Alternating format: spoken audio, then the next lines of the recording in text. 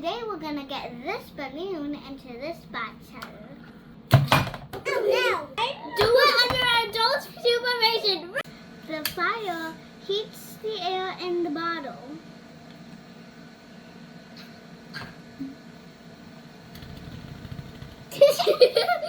Make sure you have a grandma's approval with this whole thing. When the balloon's on top, the air can't get out. Get it? Oh!